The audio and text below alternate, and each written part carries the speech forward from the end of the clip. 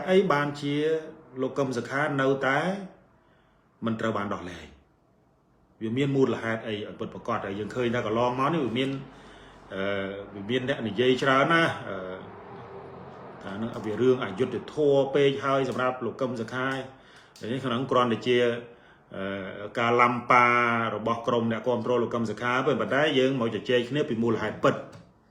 đại nấu kiềng cối lấy ca mà đỏ lệ chẳng hayรับខ្ញុំឃើញថាមូលហេតុទី1មូលហេតុទី1ដែលលោកខឹមសុខាមិនត្រូវបានដោះលែងឲ្យមានសេរីភាពដំបូងឡើយសូមបើកវគ្គចបន្តិចថាដំបូងឡើយខ្ញុំបានសរសេរនៅក្នុង page ផ្លូវការរបស់ខ្ញុំដែរថាវាមានលទ្ធភាពឬក៏សេណារីយ៉ូ3ទី1គឺលោកខឹមសុខាអាចទទួលបានទី1គឺលោកកឹមសុខានៅតែបន្តជាប់ពន្ធនាគារនៅក្នុងផ្ទះហ្នឹង27ឆ្នាំអញ្ចឹងទៅណាបាត់បង់ទាំងសេរីភាពនយោបាយបាត់បង់ទាំងសេរីភាពបុគ្គលអាហ្នឹងសេណារីយ៉ូទី1សេណារីយ៉ូទី2បានសេរីភាព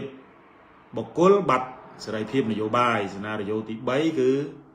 បានទាំងសេរីភាពនយោបាយបានទាំងសេរីភាពបុគ្គល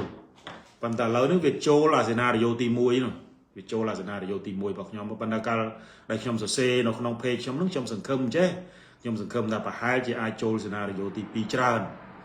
ព្រោះទី1ឲ្យខ្ញុំអាងអញ្ចឹងដោយសារអីដោយសារឃើញថា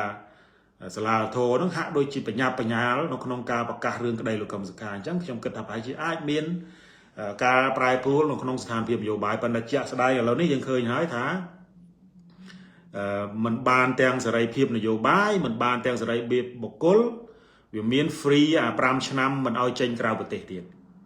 ណាมันឲ្យចេញក្រៅប្រទេសទៀតដូច្នេះហើយអានឹងវាជារឿងមួយដែលគួរឲ្យសោកស្ដាយជាមួយនឹងលោកកឹមសុខាប៉ុន្តែឥឡូវនេះខ្ញុំចូលរួមមកផ្ដល់នៅការវិភាគថាមូលហេតុអីនៅខាងក្រោយនៃការបណ្ដោះលែងនោះចំណុចទី1មុននឹងចូលចំណុចទី1ក៏ខ្ញុំចង់និយាយដែរថារឿងលោកកឹមសុខា 100% មិនមែនជារឿងឧក្រិដ្ឋកម្មមិនមែនជារឿងព្រហ្មទណ្ឌអីទេណាគ្រប់គ្នា agree គ្រប់គ្នាទទួលស្គាល់គ្រប់គ្នាព្រមព្រៀងគ្នាថារឿងលោកកឹមសុខាគឺជារឿងនយោបាយ 100% កុំបាច់ទៅបោបាច់អីណាមានទោសអីណាសំបីតែអាមេរិកកាំងស្ថានទូតអាមេរិករដ្ឋក្រសួងការបរទេសអាមេរិកហ្នឹងក៏ក្តៅក្រហាយមួម៉ៅនឹងរឿងចោតហ្នឹងដែរចឹងណាចឹងហើយយើង on the same page យើងនៅ agree ជាមួយគ្នាយើងព្រមព្រៀងគ្នាថារឿងលោកកឹមសុខាជារឿងនយោបាយនៅពេលដែលយើងនិយាយពីរឿងនយោបាយចំនួនលោកកឹមសុខានេះគូប្រកួតដែលស្វិតស្វាញជាមួយនឹងលោកកឹមសុខាគឺគ្មាននរណាក្រៅពីអតីតនាយករដ្ឋមន្ត្រីហ៊ុនសែនទេបច្ចុប្បន្នជាប្រធានរដ្ឋសភាកាលនោះលោកកឹមសុខាជាមួយលោកសំរងស៊ីប្រើពាក្យស្លោកមួយកឹមសុខាសំរងស៊ីជាមនុស្សតែមួយប៊ីសនឹងលបូតមកដល់ដៃគណៈបព្វប្រឆាំងកាលពីឆ្នាំ2013ម្ដងហើយតាមពិតទៅហ្នឹងគឺវាមានទ្រឹស្ដីមួយចំនួនដែរថាតាមពិតទៅគណៈបព្វប្រឆាំងកាលនោះឈ្នះហើយប៉ុន្តែបន្លំខ្លាំងពេកទៅក៏ធ្វើឲ្យសល់តែ55ក៏អីទៅអញ្ចឹងបើសិនជារឿងលោកកឹមសុខានៅមានការពាក់ព័ន្ធណារឿងនយោបាយប្រកាសណាស់ថាប្រកាសជានឹងមានការពាក់ព័ន្ធជាមួយនឹងអតីតនាយករដ្ឋមន្ត្រីហ៊ុនសែនអញ្ចឹងខ្ញុំទៅពិនិត្យមើលថាតើហេតុអីបានជាលោកខឹមសុខាមិនត្រូវដោះលែងហើយនៅពេលដែលយើងទាញករណីលោក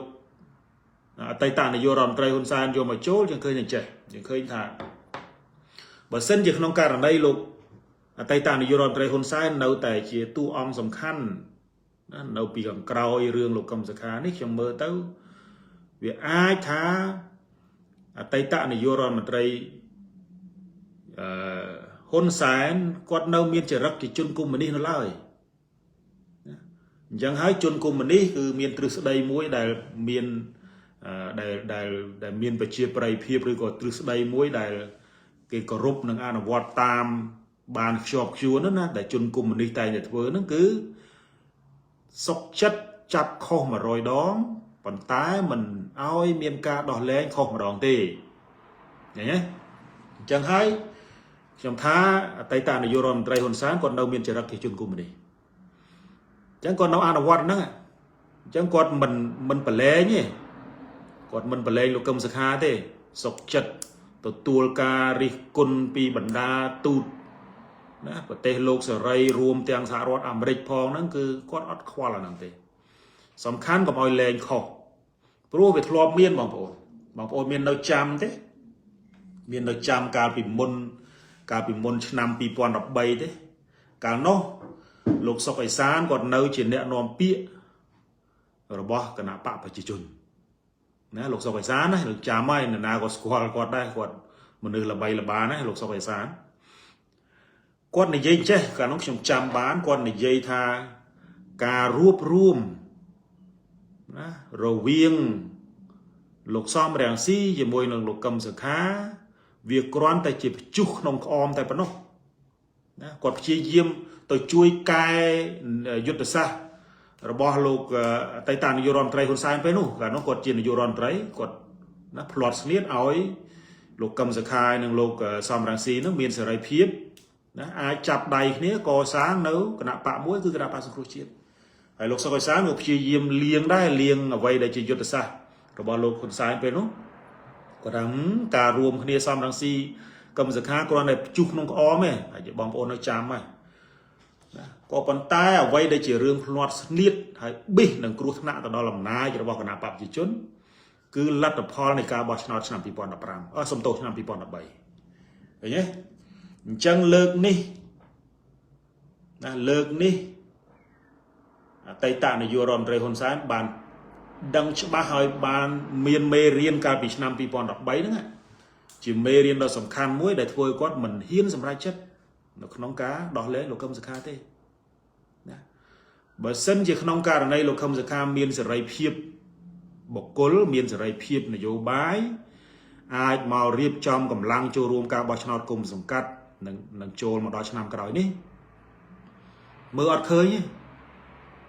ណាព្រោះស្ថានភាពកម្ពុជាបច្ចុប្បន្ននេះមានស្ថានភាពមិនខុសពីបោសដែលចិត្តផ្ទុះទេដែលបោសដែលគេចិត្តធ្លាយណាវារកការនរណាម្នាក់ទៅចាក់អាមុខបោសហ្នឹងឲ្យវាធ្លាយតែប៉ុណ្ណោះអញ្ចឹងហើយខ្ញុំមើលទៅណាប្រហែលជាអ្នកយុទ្ធសាស្ត្ររបស់គណៈបកប្រជាជនរួមទាំងអតីតនាយករដ្ឋមន្ត្រីហ៊ុនសែនផងអត់ហ៊ានបន្ថយទេលើកនេះអត់ហ៊ានបន្ថយបលែងលោកកឹមសុខាព្រោះចង់មិនចង់អាចវាដូចធ្លាយដូចបោសធ្លាយណាហ្នឹងទី1ហ្នឹងហេតុផលទី1ដែលនៅពីក្រោយការបណ្ដោះលែងលោកកឹមសុខាហេតុផលទី2អ្វីដែលជាមូលហេតុមិនលោកកឹមសុខាមិនត្រូវដោះលែងដែរនោះគឺនៅក្នុងភ្នែករបស់មេដឹកនាំគណៈបកប្រជាជននៅក្នុងភ្នែករបស់ចាស់ទុំណានៃគណៈបកប្រជាជនគឺនៅមើលឃើញលោកហ៊ុនម៉ាណែតនៅមិនទាន់មានភាពរឹងមាំនៅឡើយទេណាមិនទាន់អាចការពារអំណាចរបស់គណៈបកប្រជាជនបាននៅឡើយទេយើងឃើញហើយថារយៈពេល3ឆ្នាំមកនេះគឺការដឹកនាំរបស់លោកហ៊ុនម៉ាណែតអត់មានអីចេញជាដុំកពួនទេឃើញតែដុំកពួនហ្នឹងគឺឃើញតែមានការតែងតាំងឡើងសម្ដេចអីអស់អញ្ចឹងទៅណាក៏ប៉ុន្តែរបៀបនៅក្នុងការដោះស្រាយបញ្ហាសង្គមនយោបាយផ្្លាត់ស្នៀតពីរឿងព្រំដែនហ្នឹងវាធ្វើឲ្យលោកហ៊ុនម៉ាណែតហ្នឹងអត់មានគេហៅថាអត់មានស្នាដៃទេណាអត់មានស្នាដៃទេហើយកន្លងមករយៈពេល3ឆ្នាំកន្លងមកនេះក៏មើលទៅនឹងរំខានឪហ្នឹងក៏មិនតិចដែរឪចេញមុខជួយណាឪចេញមុខជួយនៅក្នុងការទប់ណាតំណែងនាយករដ្ឋមន្ត្រីរបស់កូនហ្នឹងក៏ណាទាំងជរាហ្នឹងទៅទាំងហត់ទាំងនឿយដែរទេអញ្ចឹងហើយនៅពេលដែលមេដឹកនាំគណៈបព្វជិជននៅពេលដែលចាស់ទុំនៅក្នុងគណៈបព្វជិជនមើលឃើញថាលោកហ៊ុនម៉ាណែតមិនទាន់រឹងមាំនៅក្នុងការពារអំណាចណាដឹកនាំអំណាចឲ្យមានប្រសិទ្ធភាពការដោះលែងលោកកឹមសុខាគឺជារឿងគ្រោះថ្នាក់បំផុតសម្រាប់រដ្ឋាភិបាលលោកហ៊ុនម៉ាណែតណាសម្រាប់រដ្ឋាភិបាលលោកហ៊ុនម៉ាណែតពួកយើងដឹងថាលោកកឹមសុខាលោកសំរងស៊ីនេះគឺជាដៃគូចំនួនឪឯណោះ chẳng bởi dương này dây ông pi rương bởi dương này dây ông pi rươngประกวดประเจงមានន័យថាណាសត្រូវផអ៊ូនឹងមកចាត់ការកូនហើយយើងមិនប្រកាសថាលោកហ៊ុនម៉ាណែតជាដៃគូរបស់លោកកឹមសុខាឬក៏ជាដៃគូរបស់លោកសំរងស៊ីទេហើយបើខ្ញុំពិនិត្យមើលខ្ញុំគិតថាលោកហ៊ុនម៉ាណែតមិនមែនជាដៃគូលោកកឹមសុខាទេហើយក៏មិនមែនរឹតតែមិនមែនជាដៃគូលោកសំរងស៊ីទៀតប៉ុន្តែបើអតីតនាយករដ្ឋមន្ត្រីហ៊ុនសែនអានឹងអូខេបើទៅគ្រាន់តែជាដៃគូស្មើដៃប្រកួតគ្នាណាខ្ញុំអត់និយាយពីលក្ខខណ្ឌនៅក្នុងការលេងខូចអីចាប់អាញាកដាលឡើងជង្គង់សឡុតអាញាកដាលឲ្យកាត់សេចក្តីអាហ្នឹងរឿងមួយលំអិតផ្សេងទៀតអាហ្នឹងទៅចែកគ្នាមួយថ្ងៃទៅយប់អត់ទាន់ចប់ទេញ៉ាំទៅនិយាយពីរឿងអយុត្តិធម៌នៅក្នុងការរៀបចំការបោះឆ្នោតនោះក៏ប៉ុន្តែអ្វីដែលសំខាន់ហ្នឹងគឺចំណុចដែលជាកន្លឹះដែលមិនដោះលែងលោកកឹមសុខាពេលនេះគឺលោកកឹមសុខានៅតែជាចំណុចគ្រោះថ្នាក់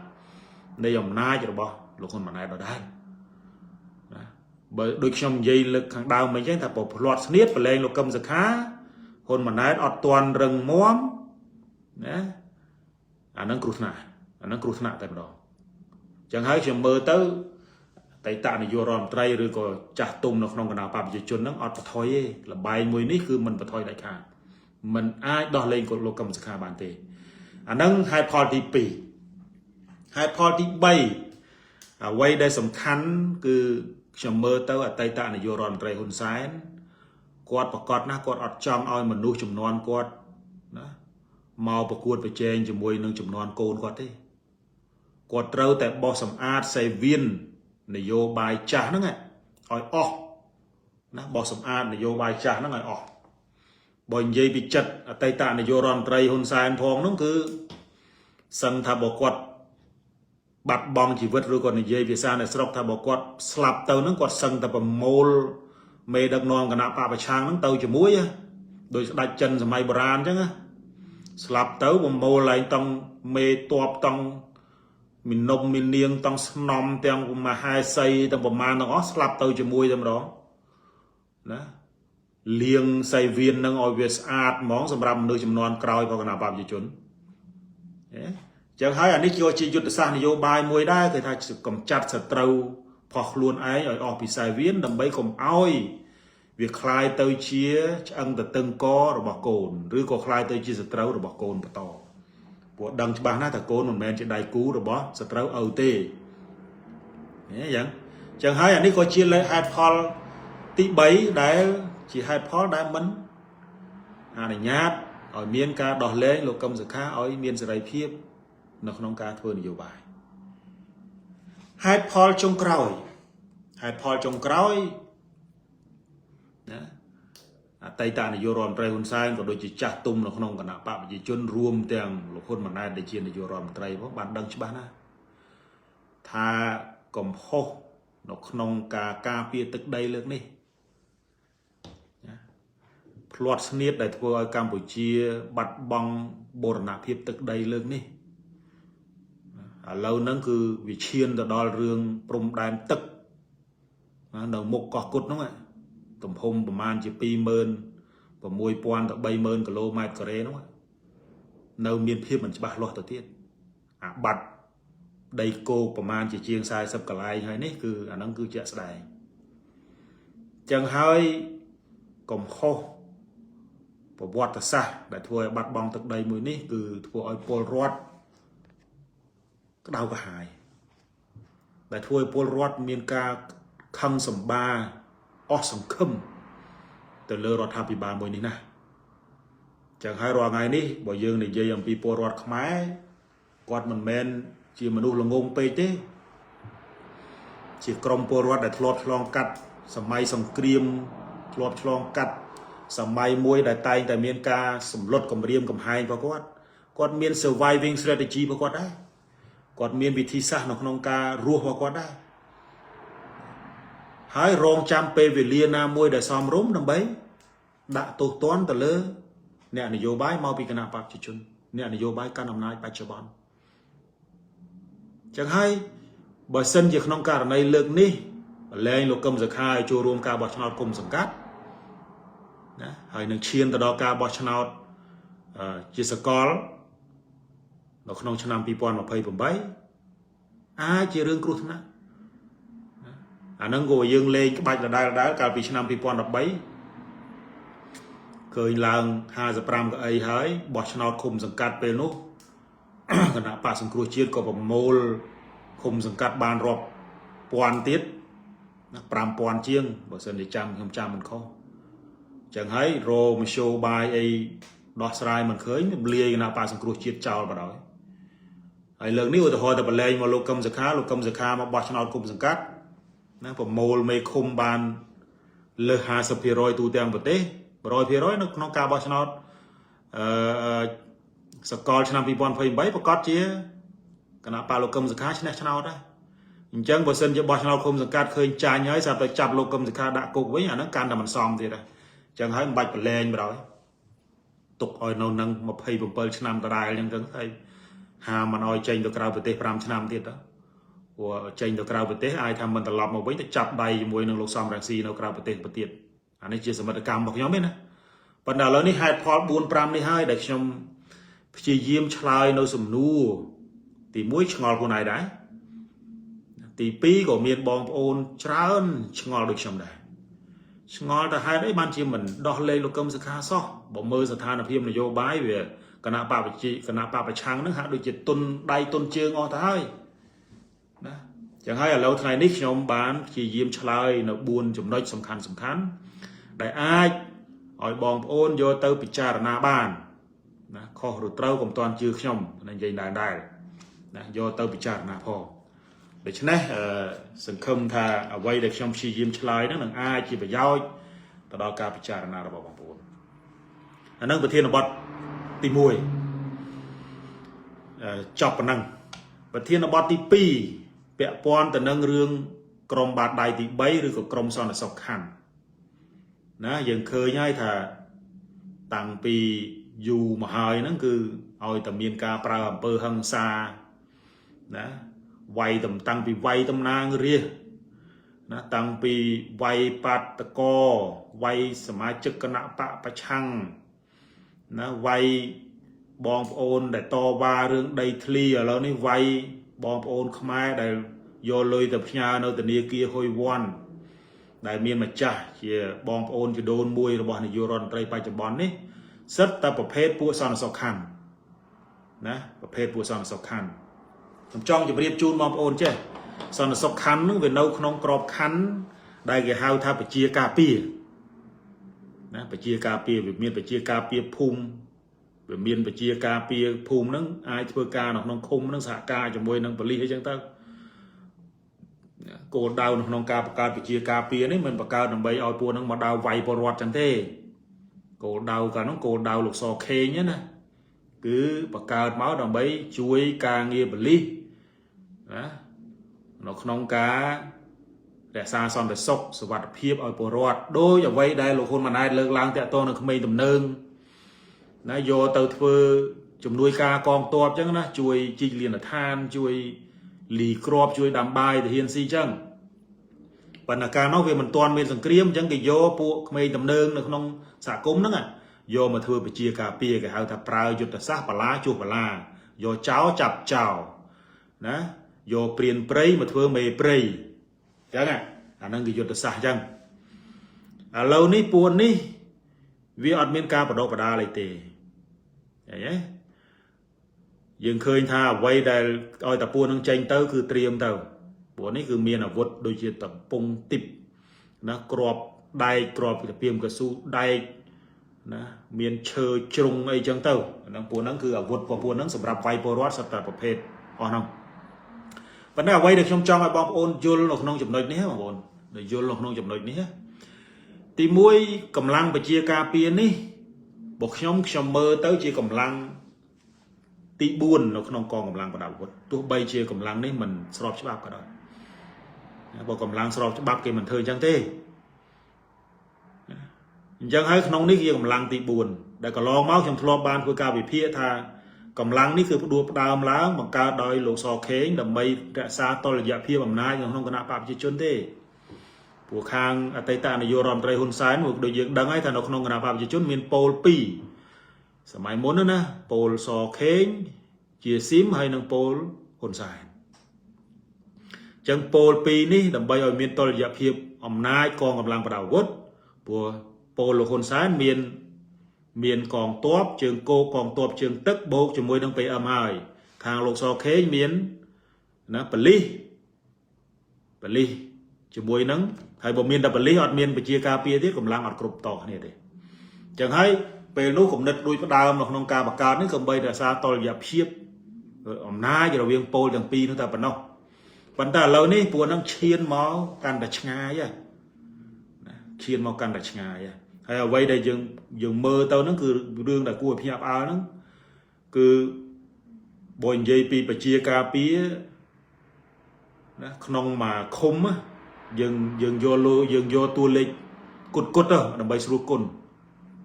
mà khum vì miền chụp luôn khum không biết bên đây chỉ tu tới dừng gây là mà khum nắng vì miền phải chia cà pía rồi còn son là sọc nắng à và man chỉ pi rồi nè tua lịch cột pi rồi nè bộ cái cật phải chia cà pia phum cái cật mà phum chỉ lo pi đọp nè tao đập làm nè chẳng giờ vô lấy tu lấy đọp nè cho chẳng bây giờ vô mà không miên bẩm man chia mà phay phum chia ruom giờ khơi thá bẩm man chia pi rồi nè thì mà sung những quân như mà sung chẳng bây giờ vô pi rồi nè là một quân chùm môi nâng chùm luôn không mà pon bẩm môi rồi ha sập pi không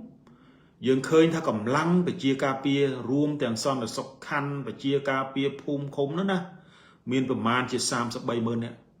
mình tê tê bằng ổn hơi bọc hụp này buồn nên nè bởi dương mơ nào tam prum đai nào bản đa phum khum đại miền là tây tạ chia miền tại hiên khmai của hom luôn nấu ở năng ngọt sâu ấy miền đây thả tây tạ con tuộc tây tạ tại hiên khmai của ho mà tây tạ tại hiên para chỉ phải xem nó một đồng bát miền chơi bay lên nó đo miền chơi nó bộ quát mình sâu chia khơi miền khmai tầm đơn nó không công phải chia cà phê đi khơi là tây tạ con tuộc năng thế là bộ quát nó cứ ở trong bãi là nó đôi con tuộc sishnu rồi có con tuộc chả chẳng à phải bộ quát nó bởi vì bị bọt về sau nó ca thưa ca phải giật nó cứ những đằng phim mong thà khẩn là tập bẻ vượt tới cứ bàn này mà đó còn đó là lai nó Phnom Penh phải chia cà pia rồi còn son là sọc khăn đấy na buồn đấy ọt bỏ dương mơ bỏ bọt nó sất tay chia mà đưa phía trái nó nhầm dây phía trái sất tay chia mà đưa đại chia tay tạ không mấy tầm nơ được mấy pia là mày nó mấy pia là mày nó ở dương mơ đâu u thì hồi giờ sẽ đái đừng đâu khăn đồn Penh ấy nó có bàiวัดพนมบอกโอนได้โยโกนแต่เชียบาเราเป็นคนแถวบุพานะเวียนเมียนซอนดอกซกคันมาเนี่ยปีนี้ได้เวียนเมียนสมได้โกรธเครียดนะชมการปีนี้สกมานั่งชมนอมโกนชมตัวเป็นคนแถวบุพานั่นคือชมจุบเพราะต้องกำลังจะเชี่ยมองสมได้คือได้มายังกับเขาถ้าดูเชี่ยไอ้นั่นก็เท้าจังdây pi lời nút đo lại hay dương sân ta đắp mình trôi thì chia tế bản đại đời xa côn dương vị chứ dương tròn tôi tầm rong chua nhưng đây ơi dương đối chăng sân ta bảo ta chia ba vô côn được chia ba rồi lọp màu với những âu con cà rô phao chất đời xa cua son là sọc khăn á chê vào mà coi mình xua có bị chế đây cho kho tầm non có bị chế đây hỏi buồn năng à sắp tập buồn bộ phê khmei pia nó chung với vật nông năng bọc khai chỉ son là sọc khăn bọc khai chỉ son là sọc khăn hỏi buồn đi mình men tại miền sầm đầy cột kiệt chê vào ma tê có chi mà nó sợ hao đây có chi mà nó sợ hao đây anh năng con ông cầm rất son là sọc khăn muối đái cục khía bạn đằng bạn khơi vẫn ta vì miền à son là sọc khăn cầm rất pu thiết nè đại buồn năng mình men con là vay po rót tê buồn năng vì hiên là đo vay đo đầm nang riêng nó miền tây chám ấy là cà pi vay đó tầm nang riêng nhoi chầm ra hơn chầm môi nâng cung sập hia hay nâng nè cái sai VOD bạ thằng mình vay nè cái sai vay tầm nang riêng bạ tung chầm mò bạ thằng mình nó cứ nâng cái hai pu bỏ phết son là sọc khăn còn rất pu hay đầm bay ở bom ôn can để chia cho ba tập pu nó chơi màu pina của bọnการปีชนำมาปอนผมบัวรอยเก้าสิบผมเปิลเก้าสิบผมใบเก้าสิบผมบุญนะเปนุ bong ôn miền đằng thế cái hàoสมาคมนิสิตក្មេងវត្តប្រភពដើមចេញមកពីហ្នឹងហើយសមាគមនិស្សិតក្មេងវត្តនេះគឺមានមនុស្សដែលចំណាប់នៅក្នុងសមាគមនិស្សិតក្មេងវត្តណាទី1ខ្ញុំកាលនោះនៅនិស្សិតហើយខ្ញុំក៏ជាមេបាតកម្មមិនមេទេគាត់ចូលរួមបាតកម្មជាមួយគេហ្នឹងគឺប្រឆាំងជាមួយនឹងនាយករដ្ឋមន្ត្រីវៀតណាមចូលមកស្រុកខ្មែរហ្នឹងណាជាមួយនឹងសមាគមនិស្សិតដើម្បីប្រជាធិបតេយ្យផ្សេងទៀតជំនាន់នោះខ្ញុំមិនរំលឹកឈ្មោះទេហើយនៅបច្ចុប្បន្នហ្នឹងក៏មានអ្នកនៅក្រៅប្រទេសចូលរួមជាមួយនឹងគណៈបកប្រឆាំងដែរប៉ុន្តែពេលនោះខ្ញុំក៏សកម្មដែរនៅក្នុងការចូលរួមធ្វើបាតកម្មហើយឲ្យតែបាតកម្មចង់បាតកម្មនៅសាលាច្បាប់ក៏ដោយនៅភូមិន្ទភ្នំពេញក៏ដោយនៅឯណាក៏ដោយប៉ុន្តែបាតកម្មញឹកញាប់ជាងគេហ្នឹងគឺភូមិន្ទភ្នំពេញហើយនៅសាលាច្បាប់ពួកសិទ្ធតែជាគេហៅថាអ្នកនិស្សិតដែលរៀនផ្នែកខាងសង្គមហើយនឹងនយោបាយវាមានការយល់ដឹងចឹងហើយតែងតែធ្វើការបាតកម្មហើយរាល់ពេលធ្វើការបាតកម្មបងប្អូនគឺមានក្រុមនិស្សិតក្មេងវត្តតែងតែជិះម៉ូតូមានកំពង់ទីបនៅក្នុងកែម៉ូតូមកវាយយើងរហូតហើយពេលនោះខ្ញុំចាំឈ្មោះវានោះគឺអាយីម៉ៅគឺជាប្រធានសមាគមនិស្សិតក្មេងវត្តពេលនោះហើយប្រធានសមាគមដូចលោកខួងស្រេងរាល់ថ្ងៃនេះគឺណាអភិបាលរាជធានីភ្នំពេញក៏នៅក្នុងសមាគមនិស្សិតសាលាច្បាប់ដែរចឹងហើយឲ្យតែមាននិស្សិតធ្វើបាតកម្មនៅតាមសាកលវិទ្យាល័យហ្នឹងគឺប្រធានសមាគមនិស្សិតណាបោះដៃទៅក្រុមយីម៉ៅហ្នឹងពួកយីម៉ៅមកវាយម៉ូតូវាជិះមក4-10ម៉ូតូអញ្ចឹងមកមានពងទីបមកវាយបំបែកគេហៅក្រុមបំបែកប្រើបាតកម្មក្រាបបាតកម្មហើយពេលនោះអាជ្ញាធរគេថាគេមិនបានពាក់ព័ន្ធនៅក្នុងការអាជ្ញាធរមិនបានទៅហាមអីមិនបានសិទ្ធិបិទសិទ្ធិសេរីភាពមិនឲ្យធ្វើបាតកម្មឯណាប៉ុន្តែក្រុមនិស្សិតគ្នាវាឆ្លោះគ្នាវាវាយគ្នាវាគេតិចនិចចេញមករយៈធំខ្ញុំចេញមករៀនមកធ្វើការអីមករយៈធំ 4-10 ឆ្នាំក្រោយមកក៏លេចឃើញក្រុមមួយទៀតដែលរលាស់ខ្លួនចេញពីក្រុមនិស្សិតក្មេងវត្តហ្នឹងគឺចេញមកក្រុមសេនានាគនេះណាក្រុមសេនានាគក្នុងហ្នឹងមានឥឡូវហ្នឹងមានអីប៉ាន់ខែមប៊ុនថនឥឡូវហ្នឹងឃើញដូចជាប្រតិភូផងរដ្ឋាភិបាលទូនាទីធំហើយក្នុងហ្នឹងក៏ឃើញយើងឃើញថាសម័យវ័យញយចម្រើនវ័យគុំសុភាហ្នឹងមានណាមានក្រុមគួយចម្រើនមានសុកពេញវុឌ្ឍមានប៉ាន់ខែមប៊ុនថននេះណាបតាំងពីវ័យតំណាងរាស្ត្រហ្នឹងហើយក៏ឃើញថាបានឡើងទូនាទីធំដុំសម្បើមណាដូចគួយចម្រើននេះឡើងចវាយខេត្តកំពង់ចាមបច្ចុប្បន្នហ្នឹងមែនទេសំទោសបើខ្ញុំចាំមិនច្បាស់ប៉ុន្តែអាចតែនៅកំពង់សោមលឺថាចេញពីកំពង់សោមមកហើយចឹងហើយក្រុមហ្នឹងឃើញសិតតែជាប្រភេទពួកដៃដល់ប៉ុន្តែឡើងទៅជាមានទូនាទីសំខាន់ព្រោះវាបានបង្កើតស្នាដៃអាមូលហេតុទាំងអស់ហ្នឹងហើយបងប្អូនដែលធ្វើឲ្យក្រុមសន្តិសុខខណ្ឌរាល់ថ្ងៃនេះវាជាកត្តាគេហៅ motivation factor ជាកត្តាជំរុញធ្វើឲ្យពួកហ្នឹងកាន់តែសាហាវព្រោះនៅពេលដែលធ្វើការកាន់តែសាហាវបាទសូមទោសអរគុណណាអ្នកមានបងប្អូនដែលប្រាប់ថាឥឡូវនេះលោកគួយចម្រើនជាចវាយខេត្តកណ្ដាលណាប៉ុន្តែក្រុមសម័យនោះគឺសិតតែក្រុមនិស្សិតណាកាយហើយប៉ុន្តែសម័យដែលគាត់ដែលសម័យដែលវាយតំណាងរាស្ត្រហ្នឹងគឺលោកគួយចម្រើននេះដូចជានៅចវាយខណ្ឌក្រោយមកទៀតក៏ជំនួសដោយសុកពេញវុឌ្ឍនេះសិតតែមនុស្សកាយប៉ុន្តែមនុស្សនេះកាយនឹងវាមានខ្នងរបស់វាមិនមែននឹកឃើញមកកាយធម្មជាតិមនុស្សហ្នឹងមិនមែនកាយទេណាប៉ុន្តែបើមានខ្នងមានអ្នកបញ្យុះមានអ្នកប្រអៅហើយឲ្យតួនាទីឲ្យតំណែងធំមានការសន្យាអញ្ចឹងទៅកាយដើម្បីផលប្រយោជន៍តួនាទីអំណាចហ្នឹងណាដូច្នេះឥឡូវមកដល់ក្រមសេនានីហ្នឹងសម័យហ្នឹងគឺប៉ាន់ខែមប៊ុនថនប៉ាន់អីហ្នឹងគឺចេញវាយតំណាងរាស្ត្រឥឡូវហ្នឹងឡើងតួនាទីធំអស់ហើយកត្តាទាំងអស់នេះដែលធ្វើឲ្យពួកសន្តិសុខខណ្ឌបច្ចុប្បន្នហ្នឹងវាកាន់តែសាហាវ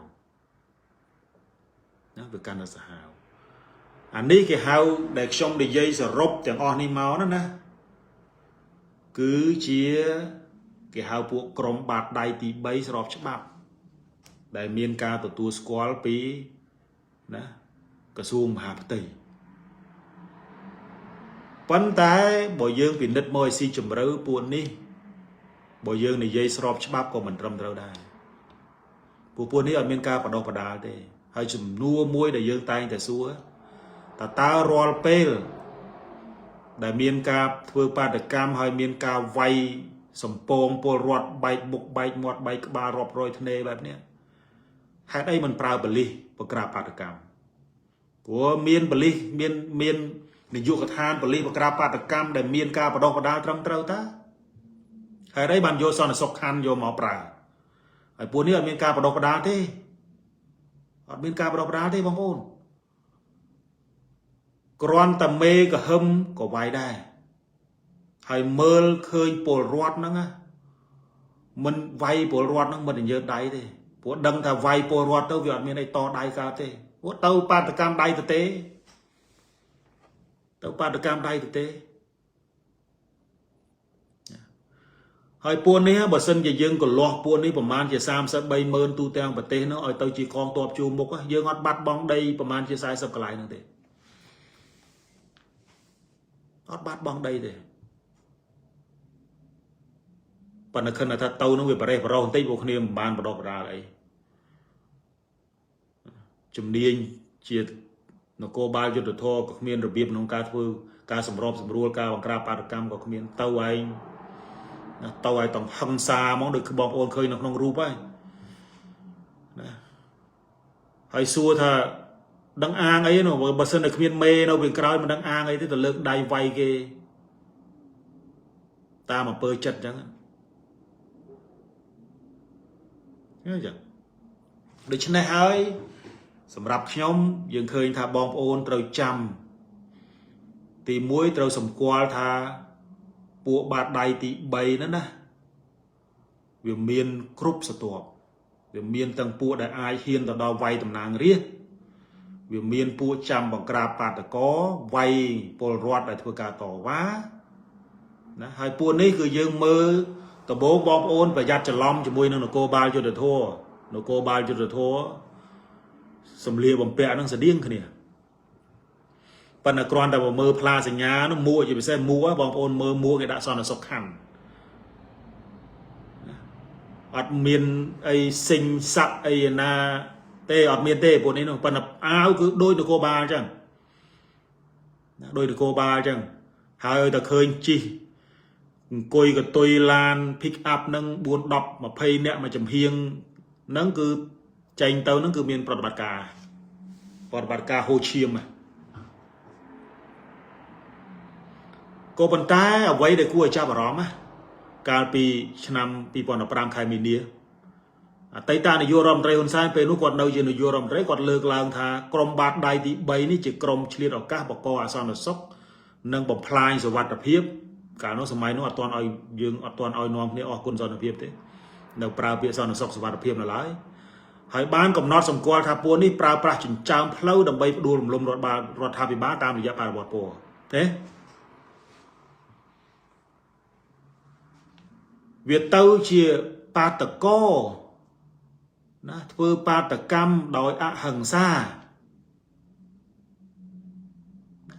ធ្វើបាតកម្មដោយអហិង្សាវាទៅជាពួកបាតកោប្រជាជនធ្វើបាតកម្មហ្នឹងត្រូវបាននៅក្នុងកៅភ្នែកលោកនាយករដ្ឋមន្ត្រីហ៊ុនសែនពេលនោះថាជាក្រុមបាតដៃទី3ទៅវិញឃើញទេចឹងហើយក្រុមបាតដៃទី3នេះគឺមិនគ្រាន់តែពួកប្រឆាំងមើលឃើញតែក្រុមបាតដៃទី3នេះជាក្រុមដែលត្រូវនៅពីក្រោយការបញ្ជារដ្ឋាភិបាលសម័យនោះទេណាឬក៏សម័យនេះទេណាក្រុមបាតដៃទី3នេះក៏ពួកគណបកប្រជាជនជាពិសេសអតីតនាយករដ្ឋមន្ត្រីហ៊ុនសែនហ្នឹងក៏បានឲ្យនិយមន័យដែរថាជាពួកដែលមានចេតនាផ្ដួលរំលំរដ្ឋាភិបាលតាមរយៈបរិបទពណ៌ឃើញទេ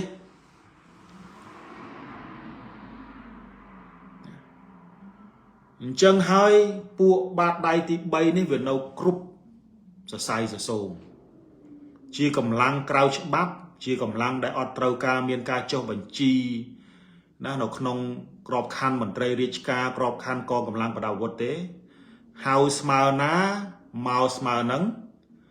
hao từ vay là ná từ vay là nắng ọt miên trăm bạch miên ca bị cha là na thế hai buồn đi ọt miên ấy na trâu ban trụt bình đất ấy ban trăm trâu thế chuồn ca nó bạt đầy tí bay để thưa ca vay chỉ phải xe vay của công bạt co cho năm pi pon đọc bay nữa nè trâu banสมาชิกคณะปะประชังไปจำนวนนึกสควอลท่าเกี้ยกององกระเรียมาปีปฏิย์นตะขมาวมาดอลเปียตะเอาซอนซอกไวไปเลยเห็นไหมจังให้กรมนี้คือสู้ล่ะเดี๋ยวนาปลอมโจลขนมกรมนั่งกับบ้านโยกำลังกายปีนามาโจลขนมนั่งกรมนั่งกับบ้านโจกนกราวซึ่งตะกรุบสะไซสะโซมช่างบางวงกระจกติดตะเตี้ยเท่าน้องขนมการในโดยไทยมันหนักเห็นไหมอันนั้นคือหาพวกบาดใดที่ใบจโรกเราพระเนี่ยซาปอร์เบียนนะยังเคยไงดาวเทอร์ซีเกนะปะไฮตรัมเปอมเวียดเดียลโดยเวียดเดียลกบาโดยเรียเรานี่เวทเอาท้าไอ้พวกเนี่ยเราตามพรมได้เราปล่อยไปนั่งเวทาเสด็จพวกเคยพวกนั่งเวียปบ้าเคยเนี่ยปล่อยไปยุ่มซอกได้ซาแต่เมียนกาบอกกราวไว้ในคลาสจบยังถ้าเวทาเฮาเนี่ยปล่อยไปทายจีปูเจ้าพรมแดนนะบอมโอนยังเคยเนี่ยหายบ่อยเส้นจีเนี่ยกับไซด์นะวิมันเฉลยโดยภายมันนะที่วิอัดเมียนเนี่ยกับไซด์นะวิมันดังทำบัดดอกดาปีสลานะเราภูมิมันลงปิ้งกับเมียนสลากับไซด์กับเมียนเดปาร์ตมองกับไซด์ได้บันไดวิมันได้เคยมุกเวทเรียนได้อันนั้นก็หาปูจุนเปียลเปียเอาเนี่ยกับไซด์หายจีปูได้ตราบานกี่ปลายจีบานใดที่ใบน้องซาปอร์เมียนเฟอร์ซีแต่กราวกายปีไอเจ้านั้นคือตราว่าอย่าไว้ไข่เมเบลลี่เราตามไข่นะดาวตัวเชียญาทอนติ๊กดาวตัวเฉียนเนี่ยจัดละอช่วยปลรอดติ๊กดาวตัวเฉียนเนี่ยสมรสกับเรียมกับไฮนะมันไตรริชการติ๊กดาวตัวเฉียนเนี่ยเจผมมาดเปอัมติ๊กอย่างนี้นั่งอ่ะวิจโรกนกรุบสไซทั้งหมดหายปวนนี่คือแกหาทักษะปัดดาวเนี่ยเคยน่ะเลิกตุลซับเตปรับเธอกาเพลียมปงแต่รวมเรารัตนากรีก็ไปเจ้าเมาก็ภัยวันน่ะเจ้าเมาเป็นอยู่กับเตาทะเลดอกปอยไปนำไปเธอกาไม่ได้ไอ้ยังมือไอ้ภูมินองจันสมัยนี่นะเมียนนาเนี่ยกับสายนาโจบานเต้กล่าวถึงภัยวันน่ะเนี่ยเวจีนเนี่ยดาวตัวผมปลปอรมีนลุบเลี้ยงปอรมีนให้ตำเละกับห้องเตาเกตงอกรอท้าปีบาเมดักนอมทมอาจจะข้อให้อภัยมันนะคือแต่ข้อแต่เนี่ยโตจ้ะเนี่ยตรำกายปีกายใบยอเจองเอาเวียได้นะปัญหาวิมเฮียนระดับกายบุญหรือกายปรามไม่กายปรามไม่ทมยังเก๋วิมแต่ตุยปัญหาแต่กายปรามนั่งไงเนี่ยจัดกายเวียจัดดอนไงซาเจบมาดปอรอดเป็นหมดนะให้cái đào tua đôi cái chật lo chăng sầm bây giờ tình lan chỉ luôn về thay tình lan chỉ bẩm rào chiết đây chạy prao piệt cho bạn cái po rọt lá con mình dồnแล้วก็เจ้าnày spe hàng vò lục pu phai và nạ chui trong pho bạn này chlong này xây dựng bàn đấy nèวิวคำเมียนเนี่ยก็ใส่แต่นาก็มีน้ำนายมาเลยนะหอยสมได้มือเต้าเจมรายเกเป็นมวดเจมนุษย์ไรเจเนี่ยก็ใส่ไรเจขยมประมาณดองได้ขยมได้ต่อไปไงได้ยังชั่วโมงเป็นติดก็ได้ทราบไปเปะปอนแต่นังปูบาดได้ที่ใบปันกับปูบาดได้ที่ใบนี้วิจโรกเราพลาเนี่ยก็ใส่กรอนดาวิมันได้เจงมุกตะไวนาใบบาใส่เต้ปันคันดาวิปลาอำนาจเจเนี่ยก็ใส่นั่นเราส่งกอดกอนะมันไตรนะได้หรือก็เมย์บลิเมย์ไปอำนะได้นะได้เมื่อเต้าไอเธอซีบานเจสุสลับเจ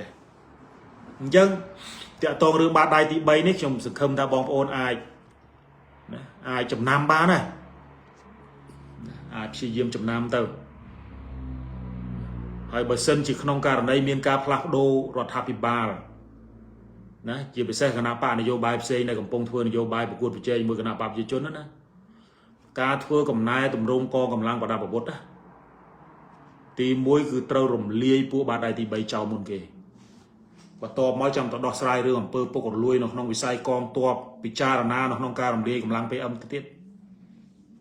ទុកតែ2បានហើយទុកតែទាហានហើយនឹងនគរបាលហើយបានហើយអានឹងបើសិនជាគណៈបកណាយកវាមកធ្វើជាគោលនយោបាយដើម្បីដោះស្រាយបញ្ហារឿងកងកម្លាំងប្រដាប់អាវុធនៅកម្ពុជានឹងអាចតាក់ទាញការគ្រប់គ្រងពីពលរដ្ឋខ្ញុំក៏គ្រប់គ្រងដែរខ្ញុំក៏គ្រប់គ្រងដែរព្រោះបើនិយាយពីស្ថាប័ននៅស្រុកខ្មែរនឹងវាត្រូវការធ្វើកំណែតម្រង់ឲ្យទាំងអស់ហ្នឹងតាំងពីបង្រួមក្រសួងណាតាំងពីកាត់សាច់ស្អុយនៅក្នុងអំពើពុករលួយណាអំពើពុករលួយនៅក្នុងក្រសួងលុបបំបត្តិកម្លាំងដែលអត់មានបានការអីណាឃើញទេអានឹងចាយលុយជាតិនឹងអត់ប្រយោជន៍ច្រើនណាស់ហើយទុកតែវាយក្បាលពលរដ្ឋហ្នឹងឯងណាទុកតែវាយក្បាលពលរដ្ឋទេដល់ពេលមានបញ្ហាមែនតែនទៅគ្មានការពារស្អីបានទេយើងមើលប្រើតែកូនអ្នកស្រុកក្រីក្រហ្នឹងទៅសបរភូមិបុកហើយឆ្លៀតបែរក្រោយលើកដៃថ្វាយអង្គមគេសុំម៉ូតូសុំស្បៀងវាមិនដែលកងទ័ពជាតិស្អីដែលគ្រាន់តែទៅធ្វើសង្គ្រាមនៅសមរភូមិលើកដៃសុំពួកលក់លេសុំ